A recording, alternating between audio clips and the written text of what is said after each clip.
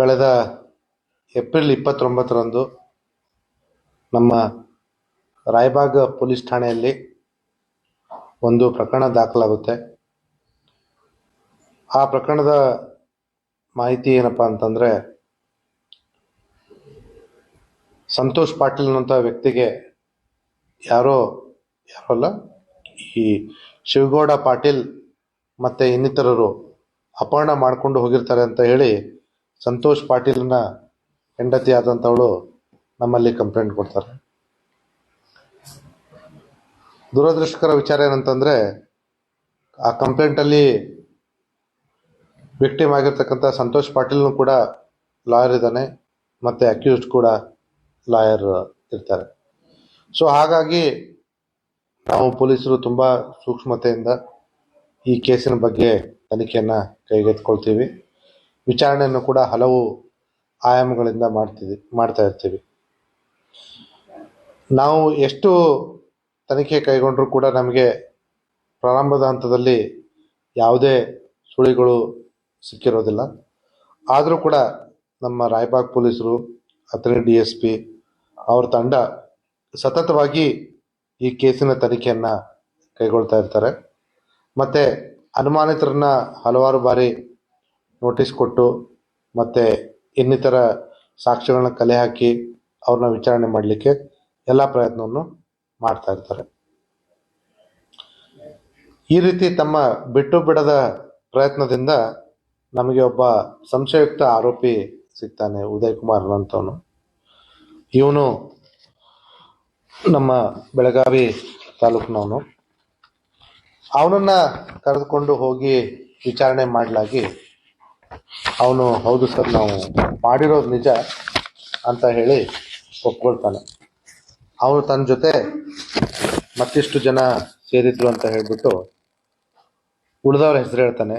ಸಂಜಯ್ ಕುಮಾರ್ ವಣ್ಣೂರ್ ಬೈಲೊಂಗಲ್ ತಾಲೂಕಿನವನು, ರಾಮು ದಂಡಾಪುರೆ ಬೈಲೊಂಗಲ್ ಗಜಮನಾಳದವನು, ಮತ್ತೆ ಮಂಜುನಾಥ್ ಬಸವರಾಜ್ ತಳವಾರ್ ಮತ್ತೆ ನಾಗರಾಜ್ ಪರಸಪ್ಪ ನಾಯ್ಕ್ ಇಬ್ರು ಕೂಡ ಹೊನ್ನಿಹಾಳದವರು, ಬೆಳಗಾವಿ ತಾಲೂಕಿನವರು.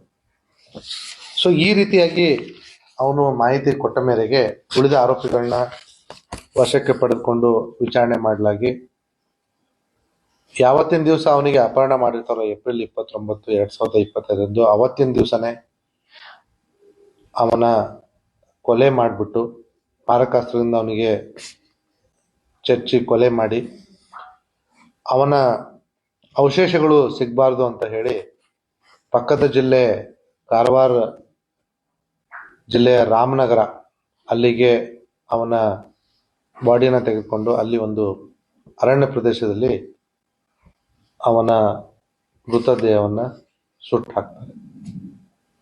ಆ ಸಂದರ್ಭದಲ್ಲಿ ಆ ಕಡೆ ಯಾರೋ ವ್ಯಕ್ತಿಗಳು ಬರ್ತಾ ಇರುವ ಸದ್ದಾಗಿ ಅವರು ಅಲ್ಲಿಂದ ಓಡಿ ಹೋಗಿರ್ತಾರೆ. ಈ ಒಂದು ಮಾಹಿತಿಯನ್ನ ಅವರು ಶೇರ್ ಮಾಡಿದ್ಮೇಲೆ ನಾವು ಒಂದು 3-4 ಪೊಲೀಸ್ ತಂಡಗಳನ್ನ ಫಾರ್ಮ್ ಮಾಡಿ ಈ ರಾಮನಗರದ ಅರಣ್ಯ ಪ್ರದೇಶಗಳಿಗೆ ಕಳಿಸ್ತೀವಿ ಹುಡುಕ್ಲಿಕ್ಕೆ. ಸತತವಾಗಿ ಹುಡುಕಾಡಿದ ನಂತರ ನಮಗೆ ಕೆಲವು ಸುಟ್ಟ ಶರ್ಟು ಮತ್ತೆ ಒಂದು ಚಪ್ಪಲಿ ಮತ್ತೆ ಕೆಲವೊಂದಿಷ್ಟು ಮೂಳೆ ಭಾಗಗಳು ಸಿಗ್ತವೆ. ಅದನ್ನ ತಕ್ಷಣ ನಮ್ಮ ಪೊಲೀಸರು ಕಾನೂನು ಪ್ರಕಾರ ಒಂದು ಮಹಜರ್ ಮಾಡಿ ಅದನ್ನ ನಮ್ಮ ವಶಕ್ಕೆ ಪಡೆದುಕೊಂಡು ಆವತ್ತಿನ ದಿನನೇ ನಾವು ನಮ್ಮ ವಿಧಿವಿಜ್ಞಾನ ಪ್ರಯೋಗಾಲಯಕ್ಕೆ, ಅದು ನಿಜವಾಗ್ಲೂ ಮನುಷ್ಯಂದು ಹೌದಲ್ಲೋ, ಮನುಷ್ಯಂದಾದ್ರೆ ಅದು ಸಂತೋಷ್ ಪಾಟೀಲ್ದೇ ಹೌದು ಅಲ್ಲೋ ಅನ್ನೋದಕ್ಕೆ DNA ಪರೀಕ್ಷೆಗೆ ಕಳಿಸ್ಕೊಡ್ತಾರೆ. ಸಾಮಾನ್ಯವಾಗಿ ಈ DNA ಪರೀಕ್ಷೆ ಮಿನಿಮಮ್ ಅಂದರೆ 1 ತಿಂಗಳ ಕಾಲ ತೆಗೆದುಕೊಳ್ಳುತ್ತೆ. ಆದರೆ ನಾವು ಹಿರಿಯ ಅಧಿಕಾರಿಗಳೊಂದಿಗೆ ಮಾಡಿ ಇದೊಂದು ಸೂಕ್ಷ್ಮ ಕೇಸ್ ಆಗಿರೋದ್ರಿಂದ ಮತ್ತು ಈಗಾಗಲೇ ವ್ಯಕ್ತಿಯ ಅಪಹರಣವಾಗಿ ಸುಮಾರು ದಿನ ಕಳೆದಿದ್ದರಿಂದ ನಮ್ಮ ಮನವಿಯ ಮೇರೆಗೆ ಇದನ್ನೊಂದು ಪ್ರಯಾರಿಟಿಯಾಗಿ ತೆಗೆದುಕೊಂಡು ಕೇವಲ 48 ಗಂಟೆ ಒಳಗಡೆ ದೊರಕಿರ್ತಕ್ಕಂಥ ಮೂಳೆಗಳು ನಾವೇನು ಈಗ ಅಪಹರಣಕ್ಕೆ ಒಳಗಾಗಿದ್ದಾನೆ ಅಂತ ಸಂತೋಷನ್ ಅಂತ ಹೇಳಿರ್ತೀವಿ ಅವಂದೇ ಆಗಿರುತ್ತೆ ಅನ್ನೋದನ್ನ ಶ್ರುತಪಡಿಸ್ತಾರೆ, ಕನ್ಫರ್ಮ್ ಮಾಡ್ತಾರೆ. ಅದಾದ್ಮೇಲೆ ಆರೋಪಿತರಲ್ಲಿ ಒಬ್ಬನಾದಂಥ ಸಂಜಯ್ ಕುಮಾರ್ನಿಗೆ ನಾವು ವಿಚಾರಣೆ ಮಾಡಲಾಗಿ ಇವನಿಗೆ ಕೊಲೆ ಮಾಡಿದ್ರೆ ದುಡ್ಡು ಕೊಡಿಸ್ತೀನಿ ಅಂತ ಹೇಳಿದಂಥ ವ್ಯಕ್ತಿ ಹೆಸರು ಗೊತ್ತಾಗುತ್ತೆ. ಅದು ಸುರೇಶ್ ನಂದಿ, ಚಂದೂರು, ಬೆಳಗಾವಿ ತಾಲೂಕಿನವನು ಅಂತ ಹೇಳಿ. ಆ ವಿಚಾರವಾಗಿ ಅವನ್ನ ವಶಪಡಿಸ್ಕೊಳ್ತು ವಿಚಾರಣೆಗೊಳಪಡಿಸಲಾಗಿ ನನಗೆ ಸಂಪರ್ಕ ಮಾಡದಿರತಕ್ಕಂಥವ್ರು ಕಿರಣ್ ಕೆಂಪವಾಡೆ ಅನ್ನುವಂಥ ಲಾಯರ್ ಅಂತ ಹೇಳ್ತಾರೆ. ಆ ಮಾಹಿತಿಯನ್ನ ಬೆನ್ನತ್ತಿ ಹೋದಾಗ ನಮಗೆ ಈಗಾಗಲೇ ಏನು ಅಪಹರಣಕ್ಕೆ ಇವನೇ ಕಾರಣ ಅಂತ ನಾವು ಕಂಪ್ಲೇಂಟ್ ಕೊಟ್ಟಿರ್ತಾರೆ ನಮ್ಮ ಪ್ರಥಮ ವರ್ತಮಾನ ವರದಿಯಲ್ಲಿ. ಅದೇ ಶಿವಗೌಡ ಪಾಟೀಲ್ ಇದಕ್ಕೆ ಮೂಲ ಕಾರಣಕರ್ತನಾಗಿರ್ತಾನೆ. ಅವನು ತನ್ನ ಅಸಿಸ್ಟೆಂಟ್ ಆಗಿರ್ತಕ್ಕಂಥ ಭರತ್, ಕಿರಣ್, ಮಹಾವೀರ್ ಹಂಜೆ ಈ 3 ಜನರ ಸಮ್ಮುಖದಲ್ಲಿ ಈ ರೀತಿ ಈ ಸಂತೋಷ್ ನನಗೆ ತೊಂದರೆ ಕೊಡ್ತಾ ಇದ್ದಾನೆ, ಹಾಗಾಗಿ ಅವನಿಗೆ ಏನಾದರೂ ಮಾಡಬೇಕು ಅನ್ನೋಂಥ ವಿಚಾರವನ್ನು ಪ್ರಸ್ತಾಪ ಮಾಡಿದಾಗ ಈ ಕಿರಣ್ ಕೆಂಪವಾಡ್ ಇವನು ಈ ಸುರೇಶ್ ನಂದಿಗೆ ಹೇಳ್ತಾನೆ.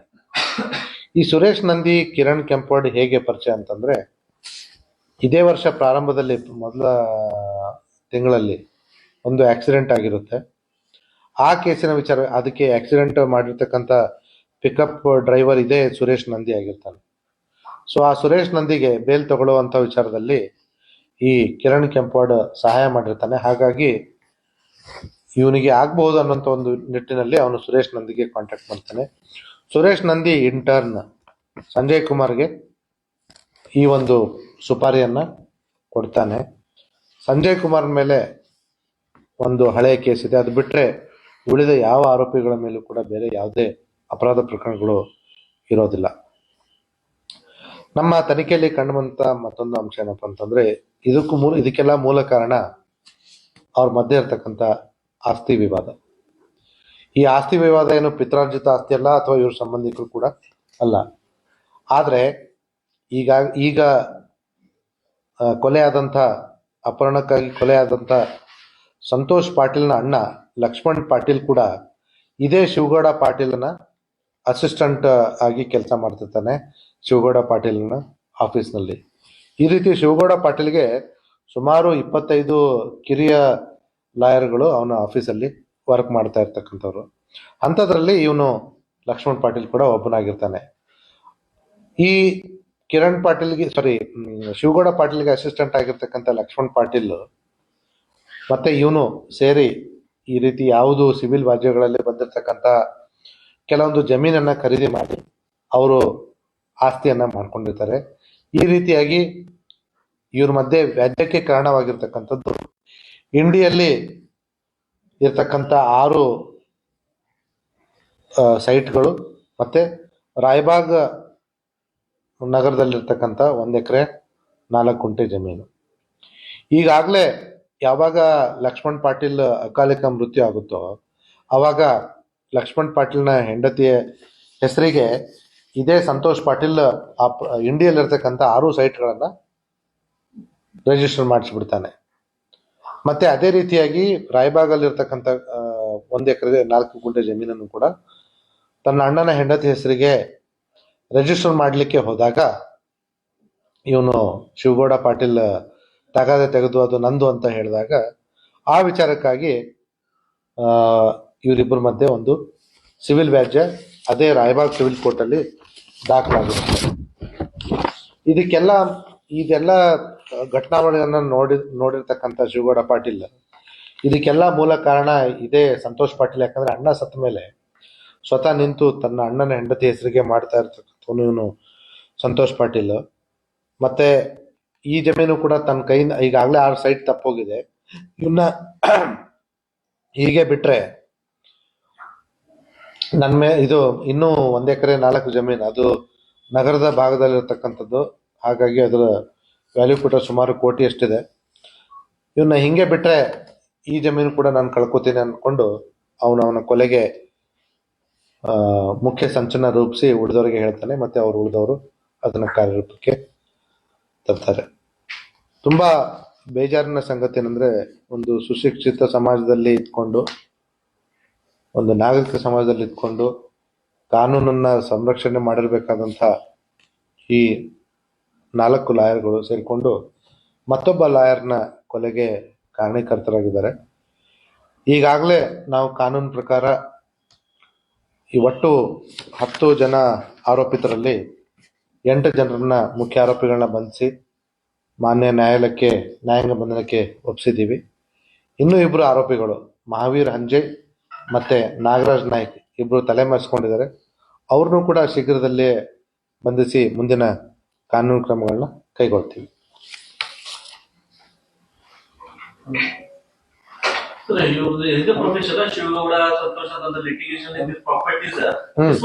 ಡಿಸ್ಪೋಸ್ ಮಾಡೋದು ಪಾರ್ಟಿ ಆಗಿ ಮತ್ತೆ ಕಮ್ಮಿ ರೇಟಿಗೆ ತಗೊಳ್ಳೋದು ಅದನ್ನ. Lakshmana Shivagouda joint venture Lakshman Shivagouda joint venture. Lakshman ಸತ್ತ ಮುಂಚೆನೆ ಸಾಯ್ತಾನೆ ಲಕ್ಷ್ಮಣ, ಸಂತೋಷನ ಅಣ್ಣ. ಅವ ಸತ್ತ ಮೇಲೆ ಅವನಿಗೆ ಸಿಗಿರೋ ಪ್ರಾಪರ್ಟಿ ಅವ ಮುಂದೆ ನಿಂತು ಅಣ್ಣನ ಹೆಂಡತಿ ಹೆಸರಿಗೆ ಮಾಡ್ತಾನೆ. ಇವ ಬ್ಯಾಡ್ ಅಂದ್ರು, ಯಾರು ಶಿವಗೌಡ ಪಾಟೀಲ್ ಬ್ಯಾಡ್ ಅಂದ್ರು. ಐ ಥಿಂಕ್ ಕೋವಿಡ್ ಅಲ್ಲಿ ಏನೋ, ಕೋವಿಡ್ ಅಲ್ಲ, ಕೋವಿಡ್ ಅಂತ ಇಲ್ಲ, ನಾವು ಅದನ್ನು ಡೌಟ್ ಇದೆ ಅಂತ ನೋಡಿದ್ರೆ ಇಲ್ಲ ಅಂತ ಹೇಳಿದ್ರು. ಕೋವಿಡ್ ಇರ್ಬೇಕು, ಕೋವಿಡ್ ಅಲ್ಲೇ ಅಲ್ವಾ. ನಮಗೆ ಇವರೇ ಅಂತ ಗೊತ್ತಾದ್ಮೇಲೆ ನಮ್ದು ಫಸ್ಟ್ ಡೌಟ್ ಬಂದಿದ್ದು ಅದೇ, ಏನ್ ಲಕ್ಷ್ಮಣ್ಗೂ ಹಂಗೆ ಕೊಲೆ ಮಾಡಿದಾರ ಅಂತ ಹೇಳ್ಬಿಟ್ಟು.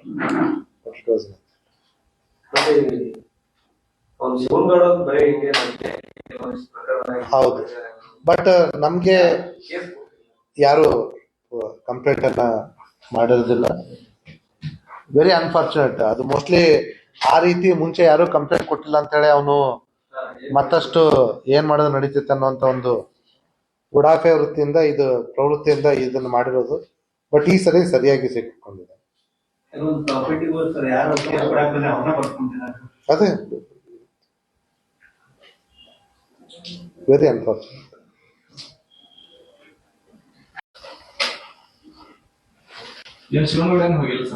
ಇಲ್ಲ, 14 ಲಕ್ಷ ಸುಪಾರಿ, ಅದ್ರಲ್ಲಿ 11 ಲಕ್ಷ ಕೊಟ್ಟಿದ್ರು. 4 ಲಕ್ಷ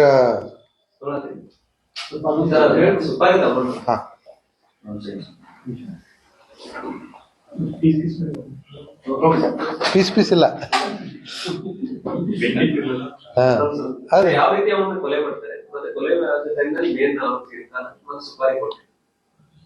ಈಗ ಶಿವಗೌಡ ಪಾಟೀಲ್ ಈ ಕಿರಣ್ ಕೆಂಪವಾಡ್ ಮತ್ತೆ ಇತರರ ಮುಖಾಂತರ ಸುಪಾರಿ ಕೊಟ್ಟು 14 ಲಕ್ಷಕ್ಕೆ ಮಾತಾಗಿರುತ್ತೆ. ಅವತ್ತು ಅಪಹರಣದ ಮುಂಚೆ 4 ಲಕ್ಷ ಕೊಟ್ಟಿರ್ತಾರೆ, ಮತ್ತೆ ಅದೇ ರಾತ್ರಿ ಮರ್ಡರ್ ಆಗಿದ್ಮೇಲೆ ಇನ್ನೂ 7 ಲಕ್ಷ ಕೊಟ್ಟಿರ್ತಾರೆ. ಸೊ ಒಟ್ಟಿನಲ್ಲಿ 11 ಲಕ್ಷ ಇವ್ರ ಕೈಗೆ ಕೊಟ್ಟಿರ್ತಾರೆ. ಇನ್ನ 3 ಲಕ್ಷ ಆಮೇಲೆ ಕೊಡ್ತೀವಿ ಅನ್ನೋಂಥ ಮಾತಾಗಿರುತ್ತೆ. ಅದಕ್ಕಿಂತ ಮುಂಚೆನೆ ನಾವು ಅವ್ರನ್ನ ಹಿಡ್ಕೊಂಡಿದೀವಿ. ಈ ಆರೋಪಿಗಳು ಏನು ಅವ್ರನ್ನ ಅಪಹರಣ ಮಾಡ್ಕೊಂಡು ಹೋಗಿ ತಮ್ಮ ಕಾರಲ್ಲಿ ಕರ್ಕೊಂಡೋಗಿ ಅವನನ್ನ ಆ ರಾಮನಗರ ಕಾಡಲ್ಲಿ ಕರ್ಕೊಂಡೋಗಿ ಅಲ್ಲಿ ಅವನಿಗೆ ಮಾರಕಾಸ್ತ್ರಗಳಿಂದ ಕೊಚ್ಚಿ ಕೊಲೆ ಮಾಡಿ ತದನಂತರ ಅವನ ದೇಹವನ್ನ ಪೆಟ್ರೋಲ್ ಹಾಕಿ ಸುಟ್ಟಿರ್ತಾರೆ. ಯಾವುದೇ ಅವಶೇಷಗಳು ಮತ್ತೆ ಎವಿಡೆನ್ಸ್ಗಳು ಸಿಗಬಾರ್ದು ಅನ್ನೋ ನಿಟ್ಟಿನಲ್ಲಿ ಈ ಕೃತ್ಯವನ್ನ ಮಾಡಿರ್ತಕ್ಕಂಥದ್ದು. ಕಾರ್ ಸೀಸ್ ಮಾಡಿದ್ದೀವಿ, ಮಾರಕಾಸ್ತ್ರ ಸೀಸ್ ಮಾಡಿದ್ದೀವಿ, ಒಂದಿಷ್ಟು ದುಡ್ಡನ್ನು ಕೂಡ ಸೀಸ್ ಮಾಡಿದ್ದೀವಿ. ಸೊ ಎಲ್ಲ ಒಂದು ವೈಜ್ಞಾನಿಕವಾಗಿ ಏನು ತನಿಖೆಯಲ್ಲಿ ಅಳವಡಿಸ್ಕೋಬೇಕು ಎಲ್ಲವನ್ನು ಅಳವಡಿಸ್ಕೊಂಡಿದ್ದೀವಿ. ಸುರೇಶ್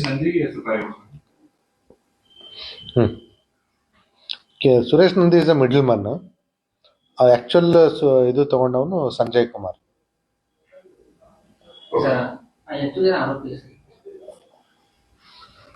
ಹೇಳ್ಬೇಕೆ ಸರ್?